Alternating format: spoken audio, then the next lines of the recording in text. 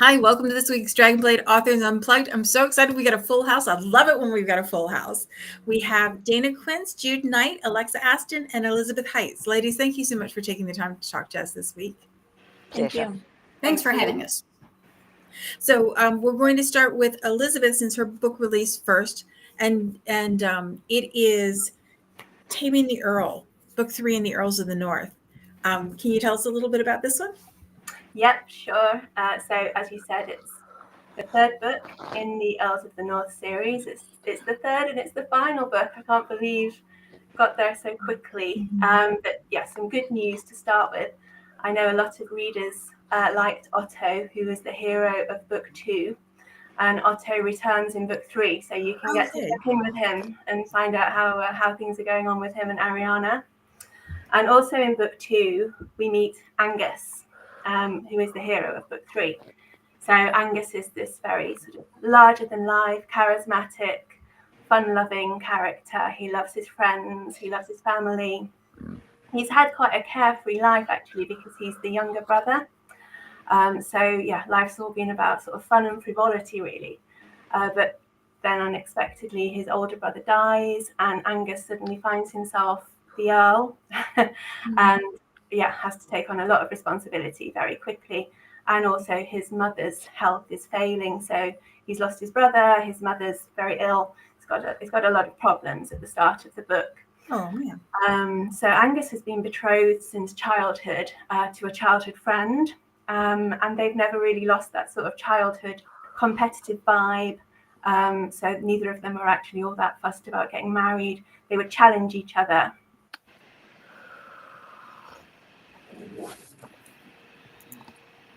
Oh, Elizabeth, did we lose you? I think maybe we did. The dreaded freeze. The dreaded freeze. But she looks good. Sometimes on a freeze, you're in a very awkward position. All right. Oh, now she's back. She's back and moving. Oh, sorry, I don't know how much you heard. You just froze at the end. You were only frozen for a second or two, not long at all. Okay. So Angus and Amelia have got into the habit of challenging one another. And but it's now become very serious to Angus. You know, he needs to get married. He needs to secure his line. He needs a child. So when Amelia sends her latest challenge in the form of a wild horse that no one has ever been able to ride, Angus is determined to succeed, you know, at all costs. So he needs a horse trainer. So we meet Morwenna. Morwenna is a poor village girl, very, very different background to Angus, but she has had this lifelong gift that she can talk to horses. So in today's world, we'd call her a horse whisperer. Morwenna was raised by her grandmother, who was a village healer. Her grandmother's passed away, so Morwenna is alone and she's unprotected. And suddenly having these gifts of being able to talk to horses, actually that's not a great thing when you're living in this age of witchcraft and superstition. And then when a run of bad luck hits the village, she finds that the finger of blame is pointed to her, and she's very fearful. And then she's summoned to see the Earl. So obviously she's expecting terrible things. She's expecting to be flung into a prison cell, but instead she's met with this offer of coin and employment as long as she can tame this horse. And Morwenna's like, sure, I can tame the horse. And this is also a chance for her to clear her name, because no one's going to accuse her of witchcraft if she's actually working for the Earl. So that's all good. The only flaw in the plan is the Earl really makes her heart pound. Like she really likes the Earl. And yeah, there's a million reasons why she can't have him.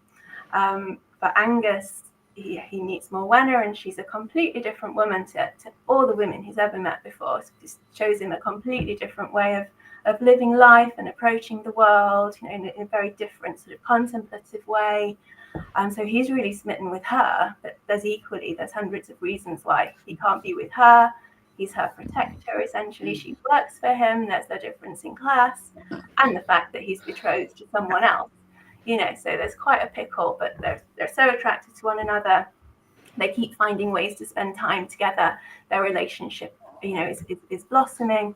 And then Morwenna discovers that Angus is the king's judiciary, and she also discovers that he's had this lifelong hatred of sorcery. So she's a suspected witch. She's kind of fearful that at any point her background's going to be discovered. She's got to run away. So that's sort of, those are the hurdles that they have to fix before they find their happy ever after. Those are a lot of hurdles. A lot of hurdles. And insignificant. Yes, these two really carved a path to my heart. I really fell in love with these two characters and the whole setting.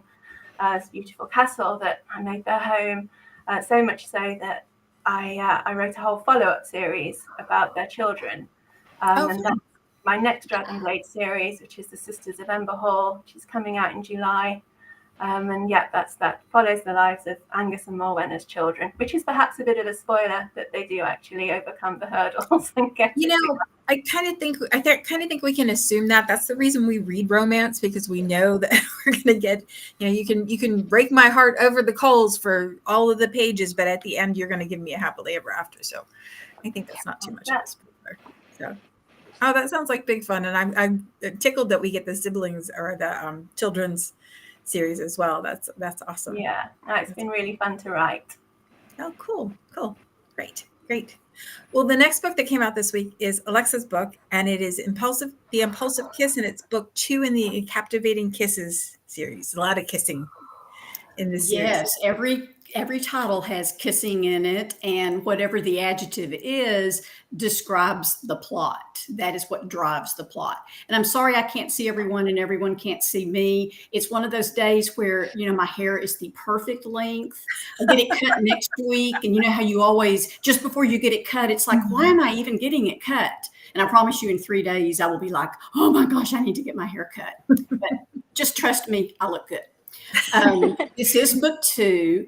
It is a family series where 3 related families and 10 cousins find their soulmates. This book is featuring Lucy, and all of the people in it, heroes and heroines, are named after Roman or Byzantine emperors or empresses. And so most of them go by nicknames. She's actually Lucilla, but she likes Lucy. And she and her sister Drew are very innocent, very sweet girls, and they just want to go and make their come out and have a good match and live happily ever after. Her family is worried because she is so naive and has a large dowry that she's going to be taken advantage of. And so the older cousins and her brother Con, you met him in book 1, they're going to watch her like a hawk. Then we have Judson. And Judson is the opposite of her in every single way. He has no family. This is a guy who was an orphan. If he were a puppy, he would be the runt of the litter. And he was bullied because he was so small at school. And when he goes home to his uncle, who is his guardian, and kind of complains about things, the uncle's like, well, we're going to toughen you up. And so his uncle is even more abusive than the bullies at school. So finally, as he grows, he becomes the largest kid on campus, and he becomes the bully. And he goes so far 180 that he winds up having no friends. He isolates himself from everyone. And so here is this girl from this large, loving family and a guy who has no family at all.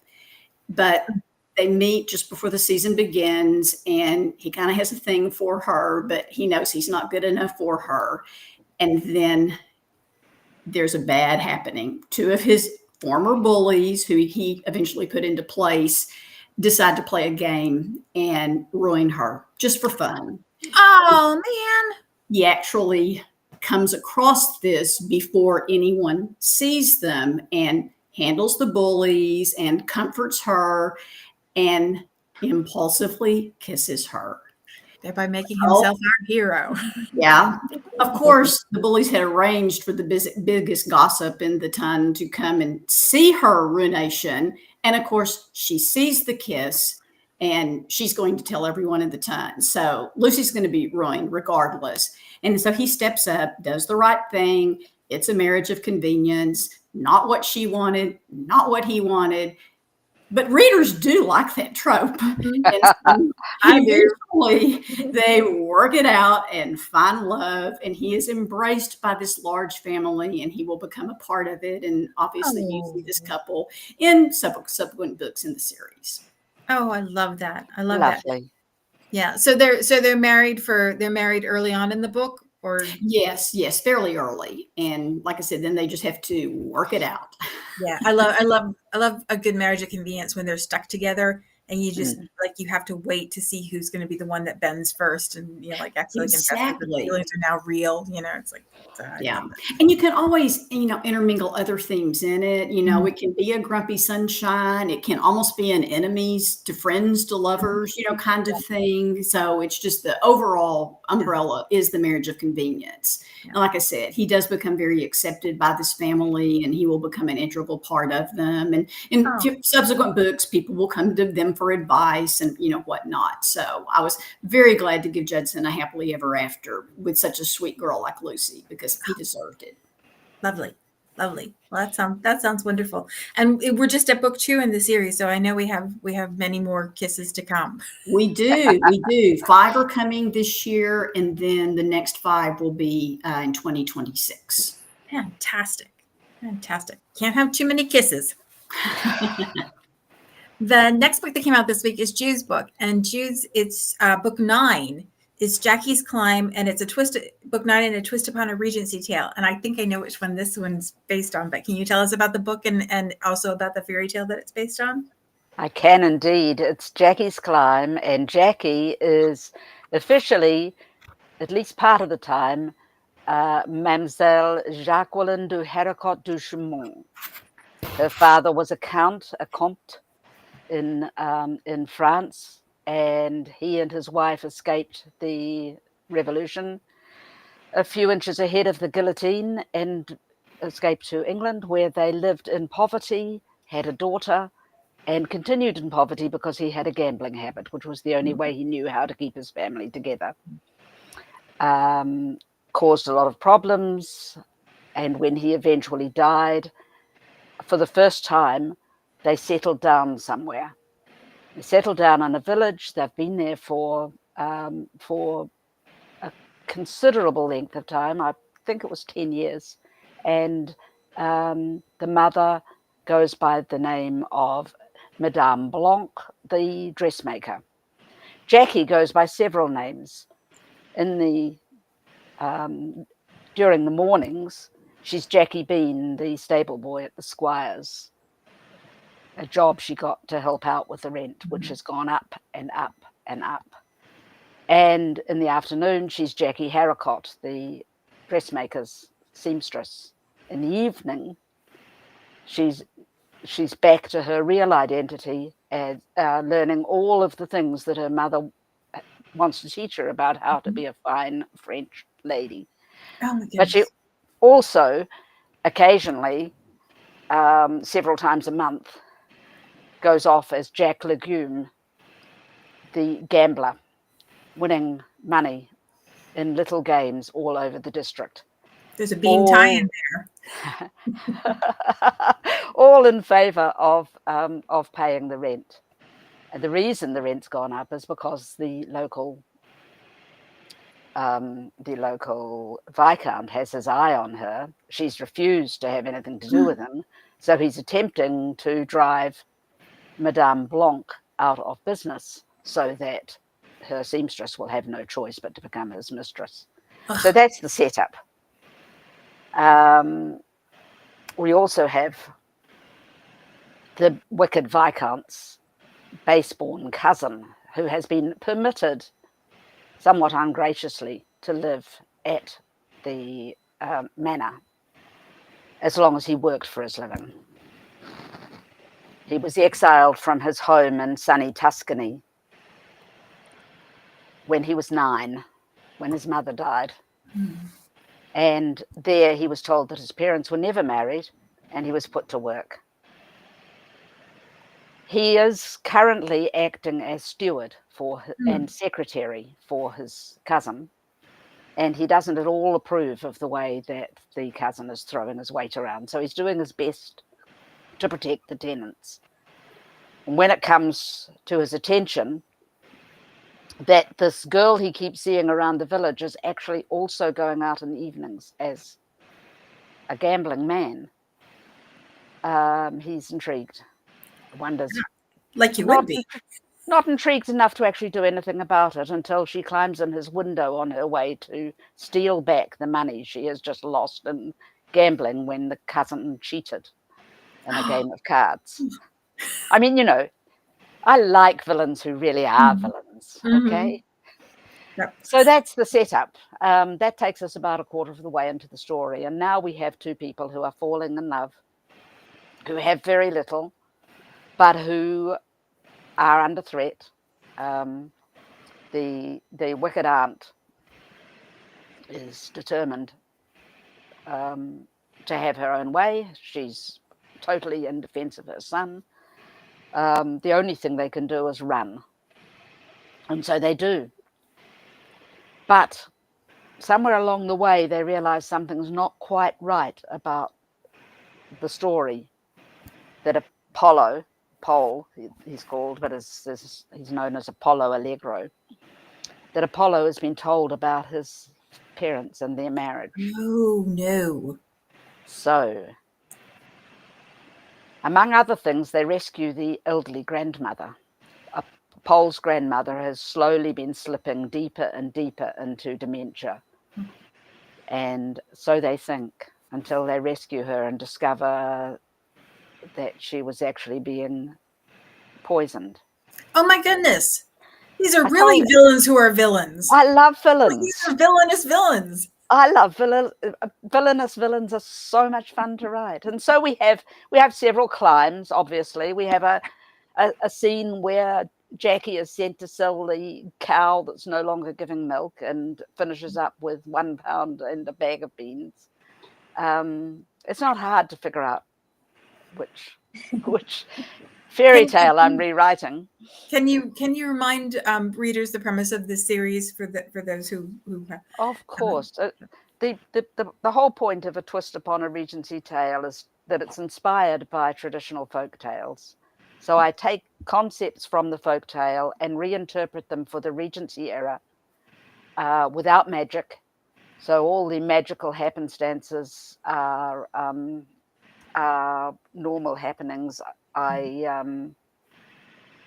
For example, in my version of Snow White, the villain poisons the Snow White character by feeding him apple pie with hemlock in it, as you do. Well, you might do that, Jude. Well,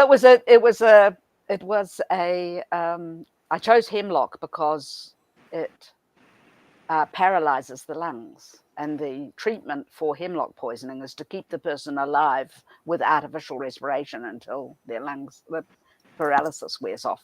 Seems a lot Kiss like of a life. kiss. So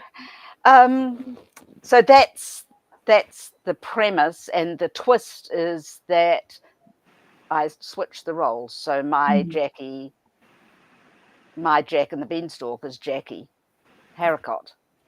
And the Golden Harp rescued in Jack and the Beanstalk is a harp player, my Apollo. And Apollo, of course, was the sun god. So my golden harpist is rescued by Jack, who climbs the tower.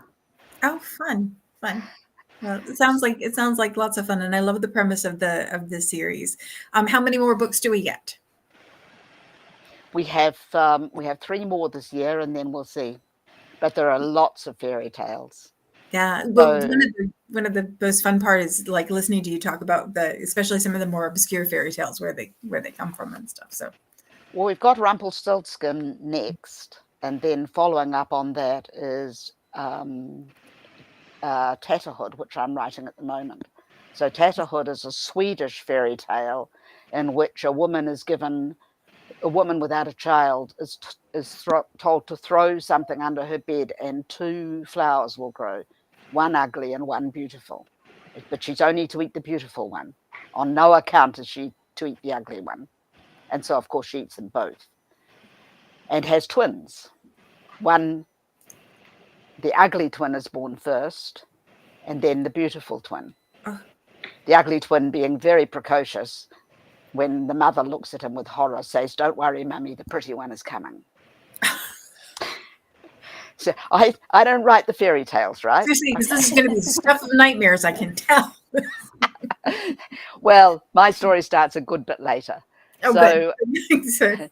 so when the twins are grown up, the castle is attacked by witches, and Tatterhood, as she is known, because she always wears a hood. She was actually born with it. Goes out to deal with the witches and tells them to stay inside, or everyone else to stay inside. But her sister doesn't obey, and she pokes her head out the door. A witch takes it off and replaces it with a cow's head. That's a lot. That's a lot. I know. This is the Swedish fairy tale. So Tatterhood and the princess with the cow's head go off to find the witches. Obviously, Tatterhood riding on a goat, because like you who do. wouldn't? And they come to, eventually, after several adventures, to the witch's house, where they see the cow's head in the window. So Tatterhood takes it back and see the princess's head in the window. So Tatterhood takes it back and swaps the heads back over, and they ride off. They come to a town where the king falls madly in love with the beautiful princess, but she won't marry unless his son agrees to marry the sister. So Tatterhood is on her way to a wedding, and the prince is looking pretty miserable beside her, and she says to him, "Aren't you going to talk to me? What do you want me to say?" "Well, why not ask me why I'm riding a goat?" "Why are you riding a goat?" "I'm not riding a goat, I'm riding a beautiful steed." And so it was. "Why not ask me why I'm wearing a hood?" "Why are you wearing a hood?" "I'm not wearing a hood, I'm wearing a crown." And so it was. "Why not ask me why I'm ugly?" "Why are you ugly?" "I'm not ugly, I'm one of the most beautiful maidens in the land." And so it was. And so the prince rode happily alongside his bride, and they all lived happily ever after. It's manifesting with the goat riding. Oh my goodness. Well, I can't wait to see how you turn that into a Regency tale. We're going to have to. Neither can I. I'm 13,000 words in, and I'll get back to you. And then the last one of the year is the 12 Dancing Princesses. Awesome. Well, that gives us lots to look forward to. So, and we're gonna pop back to last week now, because Dayna was not able to join us for last week, and it's her Dragonblade Lion's Den debut. And so Dayna Quince had a book come out last week, and it is Pretending to Love the Lion. Can you tell us about that one, Dayna? Well, it doesn't sound as exciting as your tale, but and no cow's heads, right? You know. Yeah, there's no cow heads, there's no riding goats, so I think my female character Amelia would be on board with that. I really like to play with emotion and just kind of tropes and types, and so I wanted to mix a strong silent type guy, the guy who always does right, the perfect gentleman, with a girl who is just so stubborn and so wild, and she just refused to be tamed. Oh, fun. And then I wanted to put them in a mix that was pretty much terrible to basically break them down. So I made her twin brother have a terrible accident, and he's about to die, and she's the only person she can turn to is his best friend, the strong, silent type Graham. So I tend to throw a lot of my own trauma in here. So it seems kind of dark when I say that. But anyway, so I really enjoy Amelia's character, and I don't know what to say about her. They made me tame her down a lot because I really like bickering and banter and just fighting and watching the couple just kind of slowly melt until they have to realize that they just can't fight the attraction. So that's the dynamic that I was really trying to play with, all while keeping this kind of black cloud over both of them about losing her brother and him losing his best friend, and what odds that seemed certain to just, he wasn't going to live. And then on top of that, an overbearing aunt and the next heir, because they're both super young, they're like 22, so her brother doesn't have an heir. Yeah. Trying to push their way in and find out, why haven't we seen Sam? Where's Sam? What's going on? But she's trying to keep them out and protect her brother. She's extremely protective of her brother. And then because she's impulsive and stubborn and reckless, she announces, in order to keep her aunt at bay, that she's engaged to Graham. And kind of just throws a wrench in this whole plan, and he's furious with her. And so then they have to go on pretending to be engaged, which is one of my favorite tropes, along with enemies and lovers, and brother's best friend. And brother's best friend. I was going to say. Proximity. So here they are, fake engaged, living in a house together, no chaperone, in a really pretty sad setting. So to handle all that, they have to face their differences and find a common ground to work together. And that common ground is her brother and their love for him. So as they do, they start to fall in love, realize how wrong they are about each other, about what they thought they knew about each other, about what they believed the other felt for them. And they save the day, and their love creates a miracle, and she saves her brother. Oh, wonderful. Wonderful. There's all kinds of stuff to look forward to there. I love an opposites attract. I love brother's best friend, and I really love the fake relationship, the fake fiance thing. I think those are very fun tropes. It's super fun. It was intriguing to include a character that essentially wasn't mine, because I feature Mrs. Devlion a lot. She's also a cloud that comes in to kind of add just more pressure about why she needs to protect her brother. But then she's also integral in saving her brother. Awesome. And then your next book is a Lion's Den book as well. Is that right?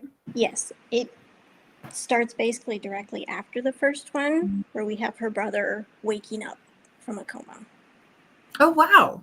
Oh, fun. So Is he that's not hero a in the next surprise book? or anything. Yes, he is. Oh, great. So we get to see the other characters again too, because I love it when that happens as well. Yeah, they're all three books as a trilogy is closely related to each other. So a character you meet in book one is going to be the hero in book three, and so we get Amelia and Graham, her brother, and his mysterious love, soon to be introduced, and then kind of a antagonistic character through the first two books ends up being the hero in the third. Oh, cool, awesome. So what was it like for you to write in a connected world like the Lion's Den world? Where you already It have was in place. nerve-wracking at first. I started, I read that companion book that Dragonblade put out, so that helped me get a feel for it. And then I read some of the books in the line, just so I could get a sense of what the Lion's Den was like, what happened, and really who Mrs. Bessie Devlion was. So I learned a lot about her. I looked at the, blueprints for the Lion's Den in the packet of information, and sometimes I got things wildly wrong.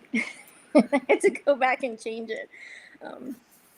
So it was pretty interesting to kind of discover this world and who these people were inside the Lion's Den, and then try to integrate my own characters into it in a meaningful way and entertaining. That makes sense. Awesome. So we'll look forward to that one and the next one that's coming after that. So fantastic. Ladies, we are almost out of time. I really appreciate you taking the time to talk to us. I love it every time we have a full house and I get to hear about all your stories. It's one of my favorite parts of the week.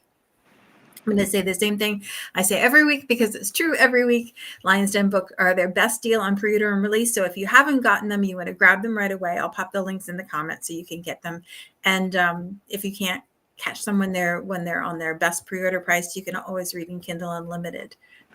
Thanks again, ladies, for taking the time to talk to us. I really appreciate you taking the time and telling us about your stories. Thank you for having me. Bye, everybody. I'm going to have nightmares about that cow's head thing, Jude. I'm just telling you.